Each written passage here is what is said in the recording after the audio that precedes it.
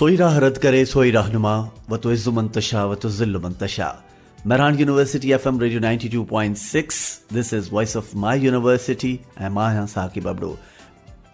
Listeners, असांजा मुख़्तलिफ़ programmes जेके अवां मेहरान यूनिवर्सिटी FM रेडियो 92.6 तां ॿुधो था, जिन में मुख़्तलिफ़ क़िस्म जे असां मौज़ूअनि ते न सिर्फ़ु पाण मगर पाण सां गॾु प्रोग्राम में मौजूदु असांजी फैकल्टी ऐं मेहरान यूनिवर्सिटी जे उन्हनि कोलैबोरेटर्स, उन्हनि जेके ॿाहं हथ आहिनि, जिन ते मुख़्तलिफ़ असांजे ऑडिटोरियम ऐं लेक्चर्स हॉल्स में मुख़्तलिफ़ उन्हनि जा लेक्चर सेशन्स थियनि था, उन्हनि खे ई असां वरी पंहिंजे स्टूडियो में बि मदू कंदा आहियूं। गॾो गॾु मेहरान यूनिवर्सिटी जा होनहार स्टूडेंट्स पिणु मुख़्तलिफ़ प्रोग्रामनि में असां सां गॾु मौजूदु हूंदा आहिनि। जॾहिं साणुनि मुख़्तलिफ़ मौज़ूअनि ते उन्हनि सां ॻाल्हि ॿोल कंदा आहियूं त यकीनन असांजे बि इल्म में इज़ाफ़ो थींदो आहे। गॾो गॾु अव्हांजो फीडबैक ॿुधाईंदो आहे त तव्हां उन्हनि पंहिंजे प्रोग्रामनि खे केतिरो पसंदि करियो पिया, उन्हनि बाबति तव्हांजी कहिड़ी राय, तव्हांजी कहिड़ी सलाह ऐं तव्हांजे ज़हन में कहिड़ा उन बाबति के सवाल उभरनि था, त पंहिंजनि सवालनि खे असां ताईं लिखी माणींदा आहियो। पंहिंजे SMS वसीले लिखंदा आहियो म्यूट FM स्पेस पंहिंजो नालो ऐं मैसेज, उनखे माणींदा आहियो 4471 ते। गॾो गॾु अव्हां फेसबुक पेज ते पंहिंजो तफ़सीली पैगाम पिणु असांखे माणींदा आहियो, जंहिंजे लाइ अव्हां असांजे ऑफिशियल फेसबुक पेज ते असां सां गॾु रहो था। जी हा, हिकु भेरो ॿीहर यादगिरीअ जे लाइ या उन्हनि दोस्तनि लाइ जिन अॼु असांखे ट्यून कयो आहे फेसबुक जे पेज जी असांजी, उन्हनि खे इल्मु नाहे त उहे ज़रूरु नोट कनि ऐं फॉलो कनि असांखे facebook.com/mute.fm MUET.FM जे फेसबुक पेज ते। लिसनर्स, अॼु असांजे प्रोग्राम में अव्हांखे यादि हूंदो त हिकु भेरो हिन ई हिकु सीरीज़ में असांजी गुफ़्तगू थी हुई SPO, हिकिड़ी ऑर्गेनाइज़ेशन जंहिंजो असांजे इन्वायरमेंटल इंजीनियरिंग डिपार्टमेंट सां हिकु MOU साइन थियो, त उहे गॾिजी माहौलियात जे हवाले सां, वेस्ट मैनेजमेंट जे हवाले सां जेका माहौलियाती तब्दीली थी रही आहे उन हवाले सां सॼी दुनिया में कहिड़ो कहिड़ो ऐं कहिड़े हिसाब सां उन में कमु थी रहियो आहे इन बाबति, ऐं गॾो गॾु स्टूडेंट्स में अवेयरनेस ॾियण जे लाइ, आगाही ॾियण जे लाइ SDGs मुतलिक़ अहिड़ा ॿिया लाॻापियल मौज़ू उन्हनि ते उन्हनि जी गुफ़्तगू। सो इन ई सिलसिले जी अॼु ॿी कड़ी जेका अॼु असांजे प्रोग्राम में SPO जे ताउन सां, सहकार सां अॼु जो ई प्रोग्राम। अच्छा, SPO आउं तव्हांखे ॿुधायां त शेल्टर पार्टिसिपेटरी ऑर्गेनाइज़ेशन, उन्हनि जे रूह रवां मैम समरीन गौरी ऐं IEEM असांजो इन्वायरमेंटल इंजीनियरिंग जो इंस्टीट्यूट या डिपार्टमेंट जंहिंजो डॉक्टर शिराज़ मेमण साहब उन्हनि जो डायरेक्टर आहे, उन्हनि जो हेड आहे, उन्हनि जे विच में ही MOU साइन थियो ऐं FM radio 92.6 was one of the stakeholder. त अव्हां जी जेका बि इन हवाले सां तरबियत थी रही आहे या जेका आगाही अव्हां ताईं पहुती आहे उनखे आम अवाम ताईं मुंतक़िल करण जे लाइ ही प्लेटफॉर्म उनखे इस्तेमालु कयो वेंदो। सो इन हवाले सां अॼु ॿी कड़ी ॿियो प्रोग्राम जेको SPO जे सहकार सां, IEEM जे सहकार सां मेहरान यूनिवर्सिटी FM रेडियो 92.6 अव्हांजे लाइ अॼु पेश करे रहियो आहे। मूंसां गॾु स्टूडियो में मौजूदु आहे असांजो तालिब इल्म IEEE डिपार्टमेंट खां असदुल्ला। अस्सलाम वालेकुम असद, कीअं आहियो? वालेकुम सलाम सर। सर तव्हां ॿुधायो? सर अल्हम्दुलिल्लाह ठीकु आहियां। तव्हां ग़ालिबन असांजी 19 बैच में आहियो? जी जी 19 बैच में आहियो। अच्छा, पहिरियों आउं सुवालु तक़रीबन पंहिंजनि स्टूडेंट्स खां इहो ई कंदो आहियां त जंहिं डिपार्टमेंट में तव्हां पढ़ो था, इहो डिपार्टमेंट जी चॉइस हुई या बाय चांस अव्हांजी क़िस्मत में अची वियो? बेसिकली इहा मुंहिंजी चॉइस ई हुई। वेरी गुड, तमामु सुठी फील्ड आहे जी। तो इन हिसाब सां तमामु मक़सदु इंट्रस्टेड फील्ड चइजे त ज़्यादातर दुनिया लेवल ते इन जा प्रॉब्लम्स आहिनि, उन्हनि खे सोल्व करणु, उन्हनि जे बारे में पढ़णु ऐं पूरी नेचर खे सम्झूं था ऐं ओवरऑल इन में घणो ई कुझु आहे। सो तमामु मतिलबु बहितरीनु फील्ड आहे। ठीकु आहे। असुल किथे जो आहे? असुल मां बेसिकली मां ईअं ई ॿुधाईंदो आहियां त मां जामशोरे जो आहियां। बेसिकली मुंहिंजा वॾा जेके लाड़काणे जा आहिनि, पर मां हिते ई जी पैदाइश आहे त ॿुधाईंदो आहियां त मां जामशोरे जो ई आहियां। ठीकु आहे। तव्हां हाणे जुगनि खां हिते था रहो, तंहिंजे करे हाणे जामशोरे वासी थी विया आहियो। अच्छा, असदुल्ला असां वटि दोस्तो मौजूदु आहे, मेहरान यूनिवर्सिटी जे इन्वायरमेंटल इंजीनियरिंग डिपार्टमेंट जो स्टूडेंट आहे। असद, अॼु असांजी गुफ़्तगू जो मौज़ू कुझु पहिरीं MDGs हूंदा हुया, मिलेनियम डेवलपमेंट गोल्स, उनखां पोइ उनखे नए सिरे सां वधीक उन में एडवांसमेंट ॾेई ऐं उनखे जेके तब्दीली ॾी वई ऐं अपडेटेड वर्जन उनजो SDGs असां हर हंधि अॼुकल्ह ॿुधूं था। ऐं इवन असांजो USPCAS जो डिपार्टमेंट त उनजी हर पब्लिकेशन में SDGs जा जेके 17 नुक़्ता आहिनि उहे बाक़ाइदा छपजनि था, हर भेरे छपजनि था। हिन वक़्तु बि उन्हनि जो हिकिड़ो नोटबुक मुंहिंजे साम्हूं मौजूदु आहे, इन में बि SDGs जो सिलसिलो आहे। त हीअ जेके SDGs आहिनि 17 नुक़्ता सस्टेनेबल डेवलपमेंट गोल जा, इन्हनि जे मुतालिक़ कुझु अॼु असीं गुफ़्तगू कंदासीं ऐं पंहिंजनि लिसनर्स खे ॿुधाईंदासीं ऐं अव्हां वटि इन मुतालिक़ कहिड़ी मालूमात आहे, अव्हां छा शेयर कंदव? पहिरीं त बुनियादी सुवालु थियणु खपे त SDGs आहे छा? बिल्कुलु, SDGs बेसिकली MDGs जंहिंखे असां मिलेनियम डेवलपमेंट गोल्स था चऊं, उन खां पोइ सस्टेनेबल डेवलपमेंट गोल्स जंहिंखे असां ग्लोबल गोल्स जे नाले सां बि रिकॉग्नाइज़ कराईंदा आहियूं। त सभ खां पहिरियां SDGs जे बारे में ॻाल्हाइण खां पहिरियां त सस्टेनेबल डेवलपमेंट छा आहे उनखे असां सम्झंदासीं। त सस्टेनेबल डेवलपमेंट जी अगरि बेसिक में बेसिक डेफिनेशन खे ई ॾिठो वञे त इहा चवंदी आहे the developments meets the needs of present without compromising the ability of future generation to meet their own needs.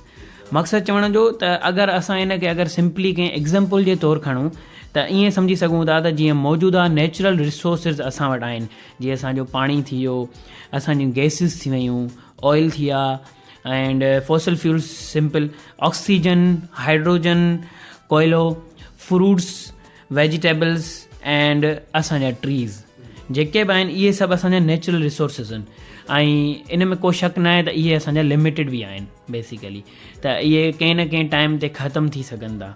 सो अगरि इन्हनि खे असां सही तरह यूज़ कयूं ऐं इन्हनि खे ज़ाया न कयूं, इन लिहाज़ खां त इन्हनि जो ज़ाया असांखे बाद में जेका जनरेशन ईंदी, ज़ाहिरी ॻाल्हि आहे उहे बि इन शइ जो फ़ाइदो वठनि।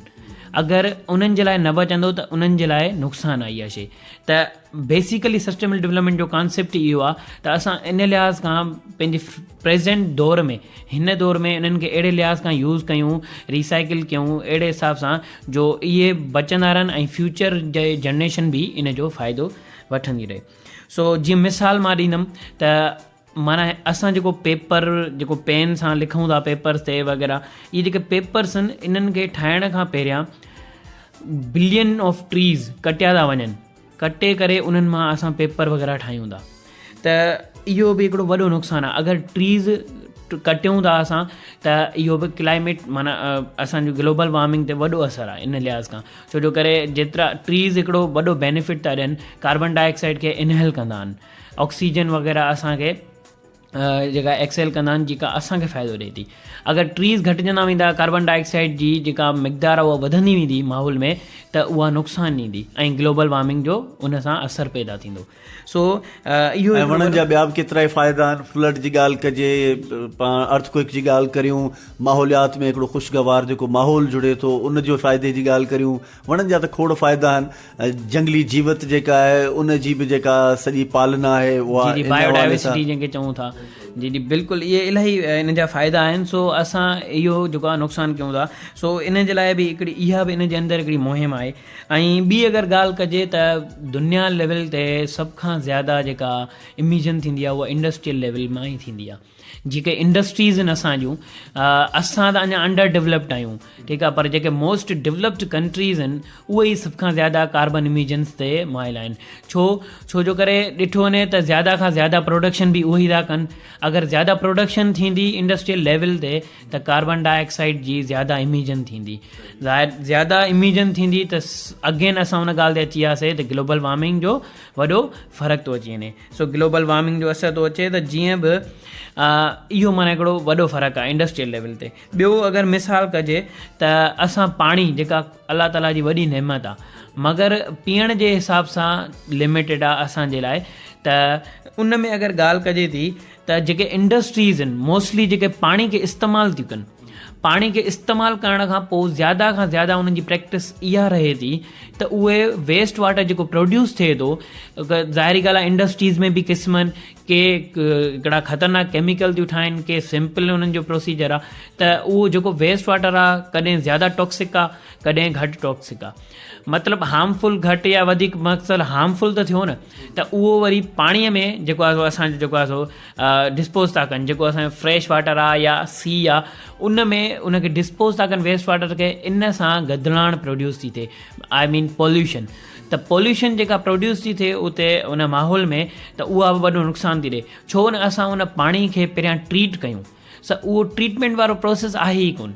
ट्रीटमेंट वारो प्रोसेस उते आहे ई कोन जेको आहे सो माना जीअं पाणी खे ट्रीट कजे त उहो इंडस्ट्रियल एरियाज़ में उन शइ खे हिकिड़ो माना घटि प्रायोरिटी ॾिनी थी वञे या सेकेंडरी प्रायोरिटी थी ॾिनी वञे, हालांकि इहो प्राइमरी प्रायोरिटी हुअणु खपे असांजे लाइ त इन पाणी खे असां रीयूज़ कयूं, डिस्पोज़ बि कयूं त उनखे पहिरियां उन जा जेके प्राइमरी ट्रीटमेंट थींदी आहे उहा कयूं जीअं उनजी टॉक्सिसिटी ख़तमु थी वञे ऐं जीअं रिज़ल्ट में मैराइन लाइफ खे नुक़सानु न थिए। अच्छा, इन खां पोइ जेके असां तव्हां ॿिया मैदनी वसीला ॿुधाया आहिनि उन्हनि जी ॻाल्हि कजे या असां गैसिस जो इस्तेमालु आहे, ताज़ो मूं हींअर ॾिठो पिए हिकिड़े स्कूल जी परफॉर्मेंस हुई जंहिंमें उन्हनि 2030 जो खां पोइ जी जेका दुनिया आयो आहे उन्हनि ॾेखारी, हैदराबाद में थींदड़ असुल में उहो हैदराबाद लिटरेचर फेस्टिवल हुयो जंहिंमें हिकिड़े स्कूल जे ॿारनि इहो परफॉर्म कयो पिए त उहो घर में सुबुह जो जेॾी महिल नाश्ते जी टेबल ते वेठल आहिनि त पंहिंजो स्कूल जो बस्तो ऐं ॿियूं शयूं त घुरनि पिया पर पंहिंजो ऑक्सीजन बॉक्स बि घुरनि पिया त हाणे असांजे घर मां ॿाहिरि निकिरणो आहे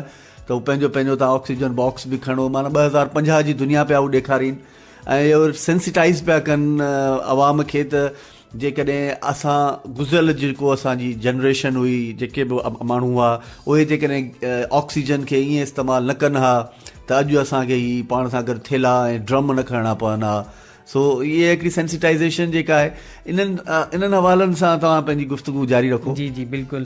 सो तमामु सुठी ॻाल्हि कई तव्हां, इहा बेसिक एक्चुअली इहा शइ आहे, अगरि असां इन्हनि शयुनि जो ख़्यालु न रखंदासीं त वाक़ई अहिड़ा हालात थी सघनि था ऐं ज़्यादा खां ज़्यादा उन जा आसार आहिनि बि सही। इन करे ई त सस्टेनेबल डेवलपमेंट गोल्स खे ठाहियो वियो ऐं बेसिकली इहो जेको हुयो 2016 खां इम्प्लीमेंट करायो वियो आहे। 2015 में सेप्टेंबर वारे मंथ में हिकिड़ी वॾी कॉन्फ्रेंस थी हुई, international conference by United Nations जी तरफ़ां। सो इहा जेका इंटरनेशनल डेवलपमेंट गोल्स जे लिहाज़ खां ॻाल्हायो वियो आहे, इनखे 2030 एजेंडा बि चयो वेंदो आहे। इलाही वॾी रिसर्च खां बाद में इहा सॼी एनालाइज़ करे बाद में इहो डिसाइड कयो त वी हैव 17 गोल्स जेके पूरी दुनिया जे लिहाज़ खां उन्हनि में कमी पेशी आहे। अगरि उन्हनि खे असां सही कंदासीं त असांजी दुनिया जी जेका हेल्थ आहे उहा सही हलंदी रहंदी।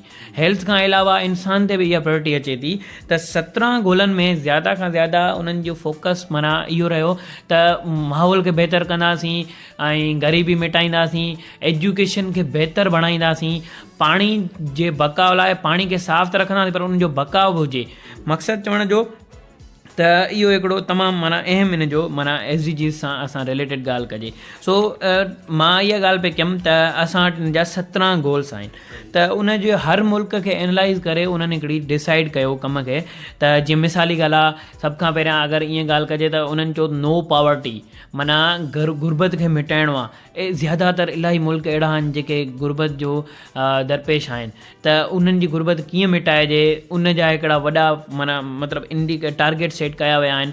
सो इन सां ई रिलेटेड इन जा 169 टारगेट्स बि आहिनि त माना असां इन्हनि खे अचीव कीअं कयूं, हाउ टू अचीव देम, त इन्हनि खे अचीव कीअं कयूं। उन्हनि खां अलावा इन्हनि जा इंडिकेटर्स त अनलिमिटेड आहिनि त माना तव्हां हिनखे हिन तरीक़े सां कंदव त तव्हांखे इहा इंडिकेशन मिलंदी।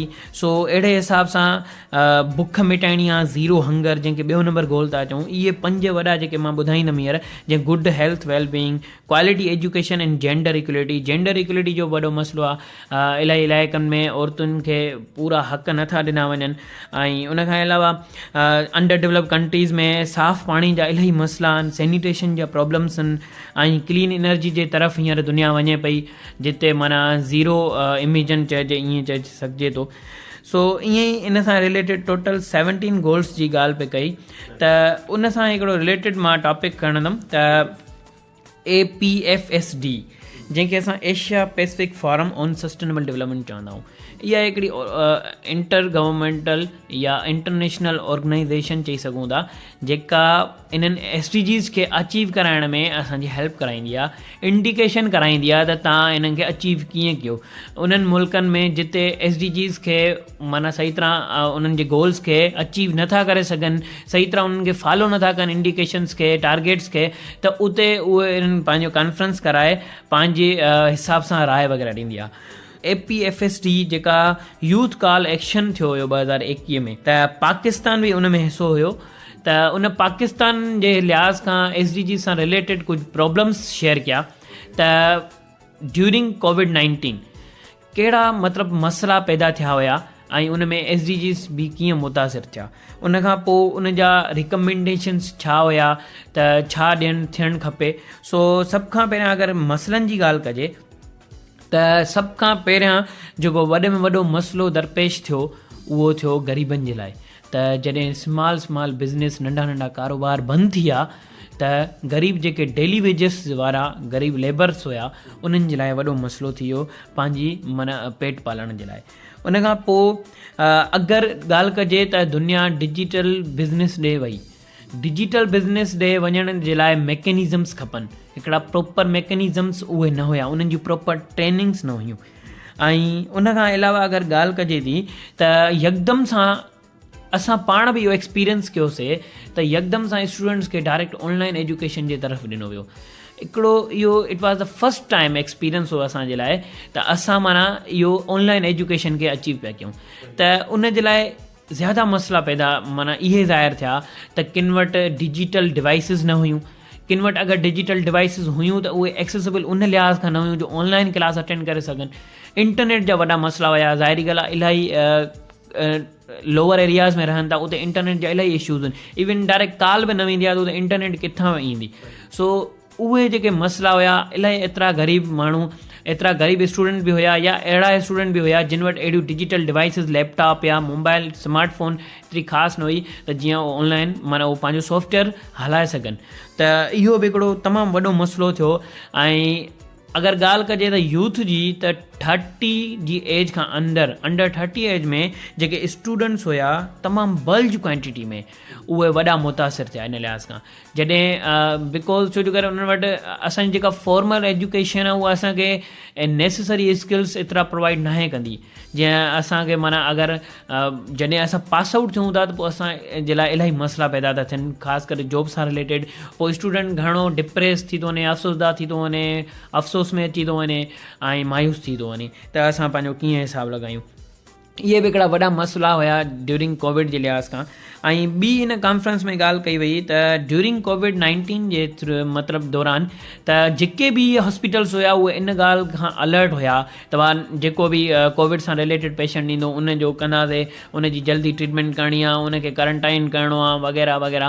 त उन सां रिलेटेड ज़ाहिरी ॻाल्हि आहे उन टाइम बि दुनिया में या उन असां वटि अहिड़ा ॿिया बि मरीज़ हुया जिन खे ॿिए क़िस्म जा डिज़ीज़ या प्रॉब्लम्स हुया, त उन्हनि खे तमामु लेस प्रायोरिटी ॾिनी पई, जिन खे ओतिरी तवज्जो जी ज़रूरत हुई पर खेनि लेस प्रायोरिटी। मिसाल जेके थैलेसीमिया जा मरीज़ आहिनि उन्हनि जी हिकिड़ो ख़ासि टाइम ड्यूरेशन थिए थो जंहिंमें उन्हनि खे ब्लड जी ज़रूरत पवे थी, या डायलिसिस जो अहिड़ो मरहलो हूंदो आहे जेको बि तव्हां उनखे वधीक तूल ऐं तवालत नथा ॾेई सघो, कार्डिक इशूज़ आहिनि काफ़ी।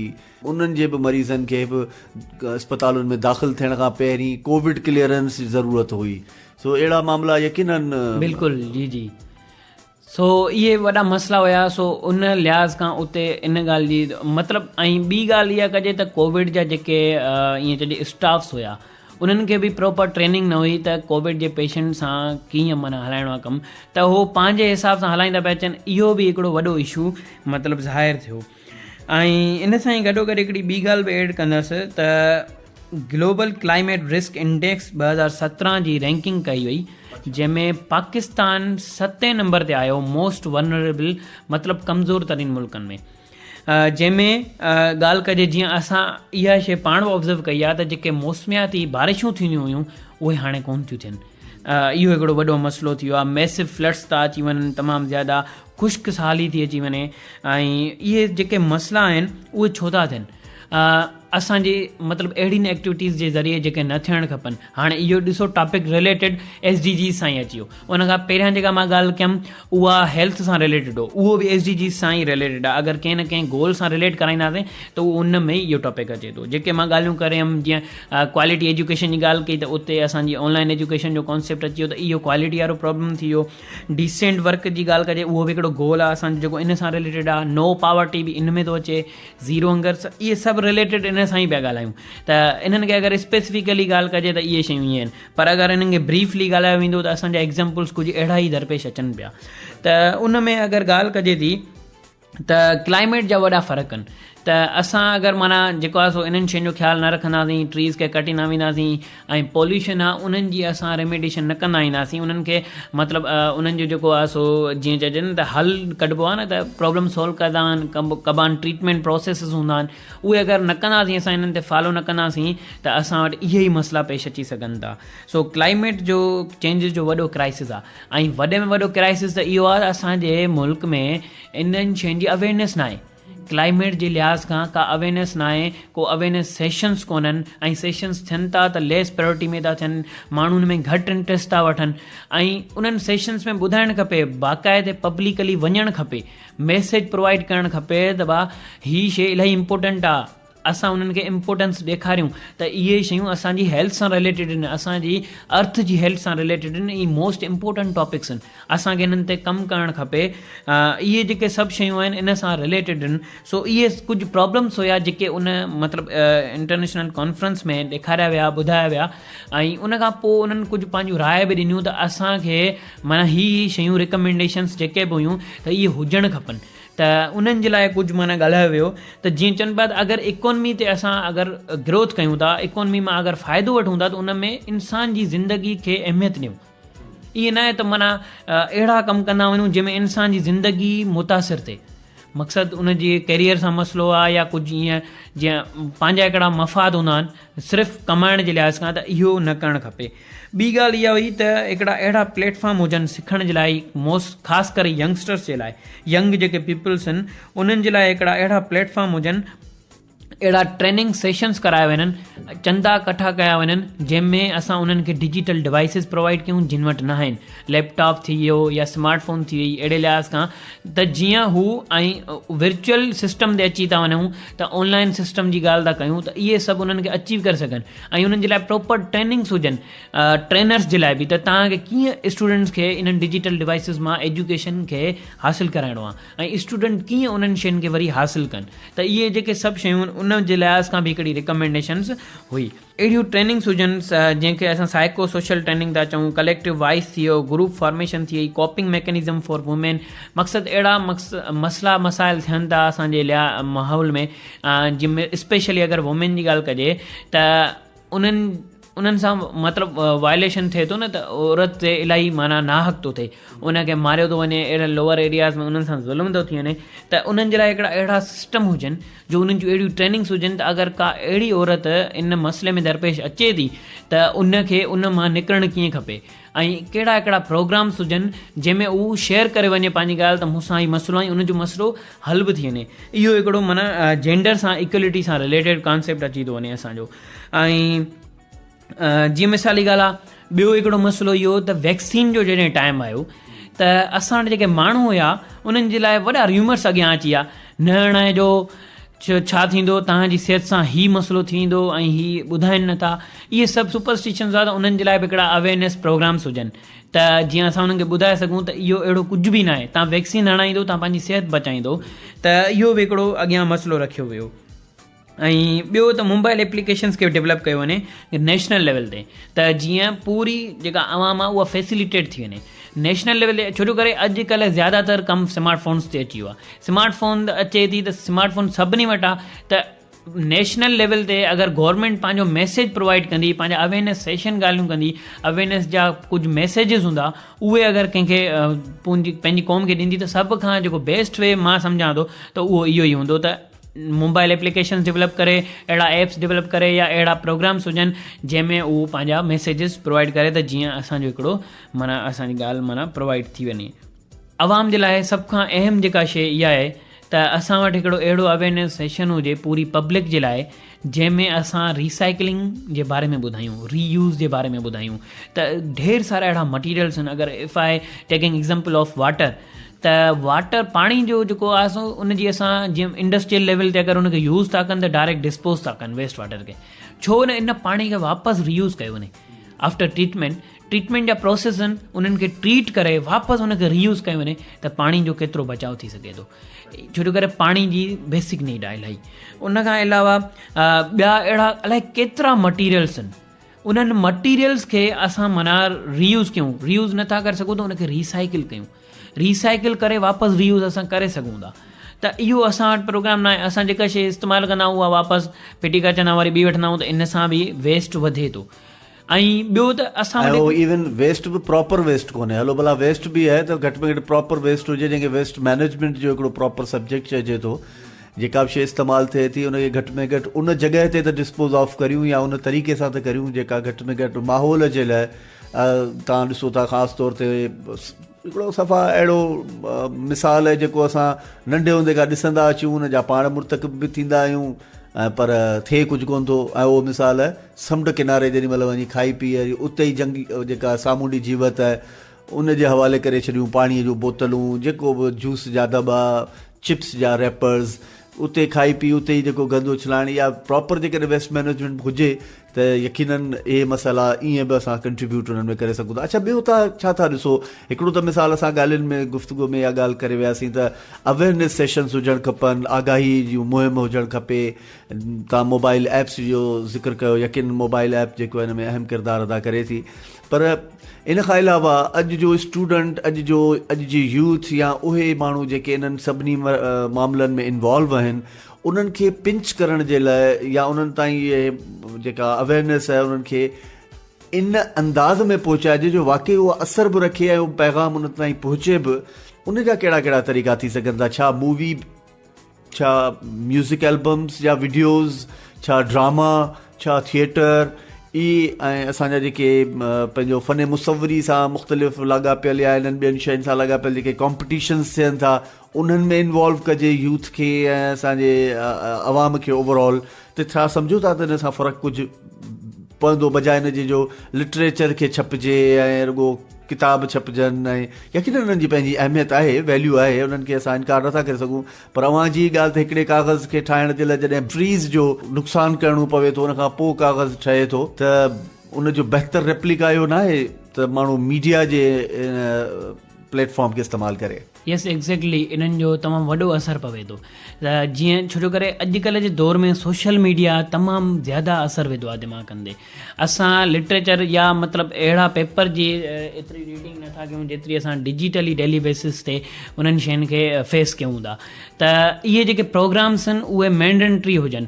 जीअं मिसाली ॻाल्हि, अहिड़ा अवेयरनेस सेशन्स एजुकेशनल सिस्टम में इवन स्कूल खां इहा शइ स्टार्ट कई वञे त जीअं उन्हनि जे माइंड में स्कूल खां हिकिड़ी बेसिक शइ माइंड में वेंदी वेंदी आहे. अगरि स्कूल जे टाइम खां ई वठी असां इन्हनि प्रोग्राम्स ऐं इन्हनि अहिड़ियुनि शयुनि खे एड कंदा अचूं त ज़्यादा असरु पइजी सघे थो. हर स्टूडेंट इन शइ खे फॉलो कंदो.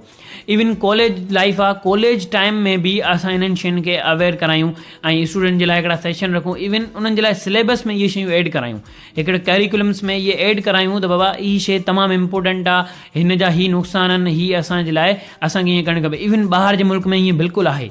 असां वटि इहा शइ अपडेटेड न आहे पर ॿाहिरि इहा शइ आहे. ऐं ॿी इहा आवाम जेका हींअर ज़्यादातर यंगस्टर्स आहे, यूनिवर्सिटी लाइफ खां हाणे गुज़री चुकी आहे, हाणे उन्हनि खे इहे मैसेजिस कीअं प्रोवाइड कया वञनि. त हिकिड़ो ई बेस्ट तरीक़ो आहे सोशल मीडिया या डिजिटली असां टेलीविज़न जे थ्रू असां अहिड़ा प्रोग्राम्स कयूं जंहिंमें असां उन्हनि खे उन्हनि जी इम्पोर्टेंस ॿुधायूं त हीअ शयूं तव्हां कयो ऐं तव्हांखे हीअ फ़ाइदे सां. इवन असां हिकिड़ा एडवर्टाइज़मेंट कंदा आहियूं न पंहिंजी बिज़नेस जे लिहाज़ खां त यार हेतिरी तव्हांजी परसेंट सेल आहे, अचो ऐं हीअ शइ ख़रीद कयो, या मक़सदु तव्हां हीअ शइ न्यू पुराणी ॾेई वञो ऐं न्यू वठी वञो. त इवें ई असां अहिड़ा हिकिड़ा फर्म्स ठाहियूं, अहिड़ा हिकिड़ा मतिलबु असांजा हुजनि कम जंहिंमें असां ईअं ई कयूं. जीअं मिसाली ॻाल्हि थी वई त माना ईअं ई एडवर्टाइज़मेंट कयूं त इंसेंटिव उन्हनि खे ॿुधाइजे त हीअ फ़ाइदो आहे तव्हांखे. बिल्कुलु. ऐं जीअं मिसाल हिकिड़ो मां वठंदुसि त अॼुकल्ह प्लास्टिक पॉल्यूशन ज़्यादा माना वधंदी थी वञे. ऐं हिकिड़ी जेका प्लास्टिक बैग जेको असां जेका 5-10 रुपए जी बि शइ था वठूं, प्लास्टिक बैग में था खणूं, त उहो जेको प्लास्टिक बैग जो जेको डिग्रेडेशन जो टाइम आहे न उहो बि 1000 साल आहे, 1000 साल खां बि मथे. त उहो डिग्रेड थींदो ई कोन. इवन हींअर रिसेंट मां स्टडी हींअर कई त उन में इहा ख़बर पई त हाणे इंसान जे ब्लड में माइक्रो प्लास्टिक अची वियो आहे. इंसान जे ब्लड में, इवन जिस्म में त हुयो पहिरियां खां ई इहा रिसर्च हले पई. इंसान जे ब्लड में माइक्रो प्लास्टिक अची वई आहे जेका तमामु ख़तरनाक आहे. इंसान जी जान वठी सघे थी, इलाही इन जा नुक़सानात आहिनि. त इहे छो थिया? इहे प्लास्टिक जे थ्रू असां छा कंदा आहियूं त हिकिड़ी प्लास्टिक जे बैग्स में या प्लास्टिक वारे पोट्स में असां छा कंदा आहियूं, जेको आहे सो खाधो खणी ईंदा आहियूं गरम खाधो. जीअं मिसाल सपोज़ बिरयानी आहे त असां हुनखे पैक कयोसीं ऐं हिकिड़ी जॻह खां ॿी जॻह ताईं ट्रांसपोर्ट कयोसीं।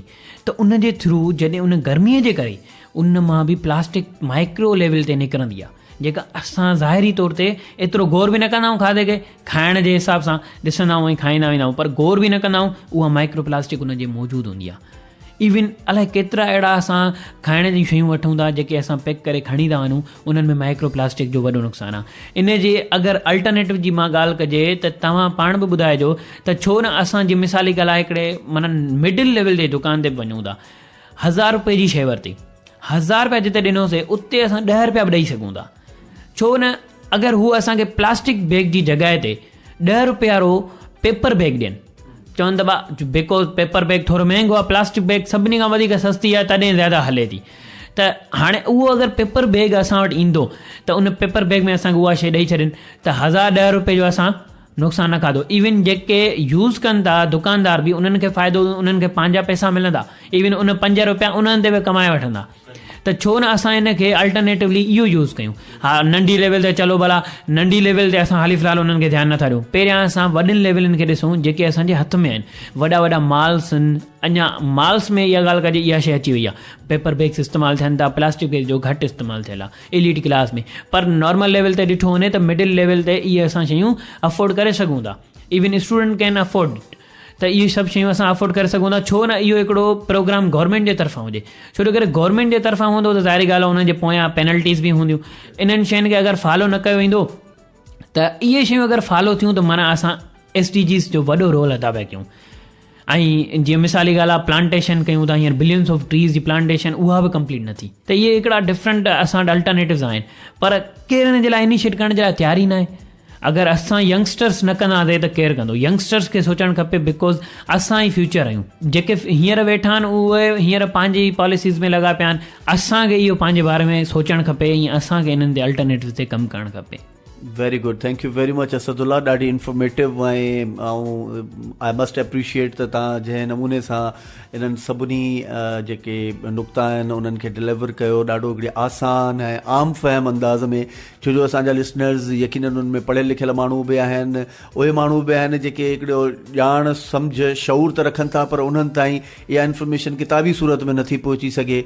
त उहे घटि में घटि इन्हनि असांजी ॻाल्हियुनि में गुफ़्तगूअ में शामिलु थींदड़ जेके अहिड़ा नुक़्ता आहिनि उन्हनि खे उहे रिसीव कनि। उन खां पोइ हिकिड़े इनफ़रादी तौरु हिकु इनफ़रादी माण्हूअ जी हैसियत में जॾहिं पंहिंजो पंहिंजो किरदारु अदा कबो, तॾहिं ई इन माहौल खे उन जी जेका बहितरी आहे उनखे असां अश्योर ऐं इंश्योर करे सघंदासीं।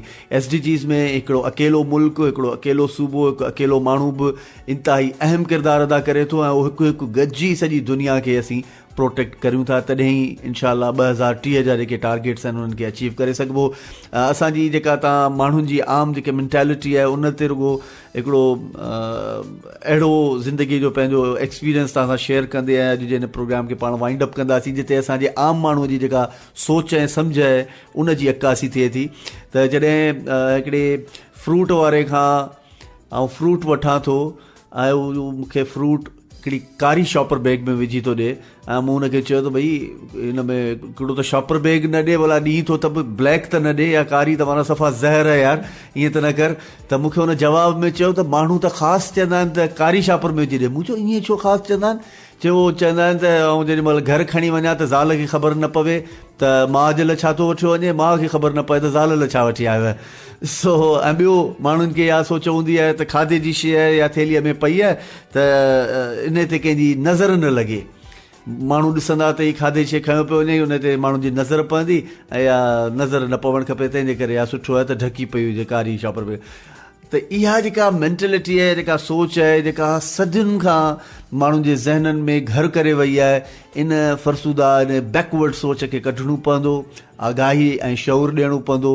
हिन दौर में जिते असां दुनिया सां कुल्हे में कुल्हो मिलाए हलण जी ॻाल्हि करियूं था, त उहो तॾहिं मुमकिन थींदो जॾहिं अहिड़ियुनि ॻाल्हियुनि में अहिड़ियूं जेके रवायतूं या अहिड़ा कस्टम्स ऐं अहिड़ा कल्चर जिन खे हाणे जिन मां जुंद छॾाइणु बेहदि ज़रूरी आहे, तॾहिं असांजो आईंदो, तॾहिं असांजो मुस्तक़बिल, उनखे माण्हू प्रोटेक्ट ऐं उनखे महफ़ूज़ करे सघंदो, तॾहिं इहा अञा बहितरी ईंदी। बहरहाल वॾी महिरबानी हिकिड़ो ॿीहर लिसनर्स असां सां गॾु मौजूदु हुयो असदुल्ला। वाइंड अप कंदे तव्हां कुझु जेकॾहिं कुझु चवणु चाहियो असद?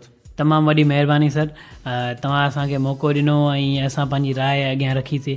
ऐं मेम समरीन ऐं डॉक्टर शिराज साहब जिन जो ही हिकिड़ो गॾिजी हिकिड़ो मुहिम आहे ऐं असांखे हिकिड़ी माना अपॉर्चुनिटी थी मिले त असां पंहिंजी राय रखूं था, ख़ासि करे यंगस्टर जे लाइ इहो तमामु सुठी ॻाल्हि आहे। त मां उन्हनि जो बि तमामु शुक्रगुज़ार आहियां, इवन तव्हांजो बि शुक्रगुज़ार आहियां, तव्हां असांखे मौक़ो ॾिनो ऐं हिन सुठे प्रोग्राम में शामिलु करायो। Thank you so much. Thank you very much. This was 19IEE यानी Environmental Engineering Institute Mehran university जो स्टूडेंट असदुल्ला। मुझे तरफ़ां भी SPO यानी शेल्टर पार्टिसिपेटरी ऑर्गेनाइजेशन जी CEO मैम समरीन गौरी ऐं डॉक्टर शिराज मेमण ही सहकारियत जंहिंमें असां Mehran university FM radio was the and it will remain the stakeholder for this awareness program। अॼु जी न ॿी निशिस्त मां तव्हां खां इजाज़त वठूं था। पंहिंजो रखिजो तमामु घणो ख़्यालु ऐं हा पंहिंजे माहौल जो बि रखिजो तमामु घणो ख़्यालु। अला निगहबान, ॿुधंदा रहो Mehran university FM radio 92.6 because this is Voice of My University।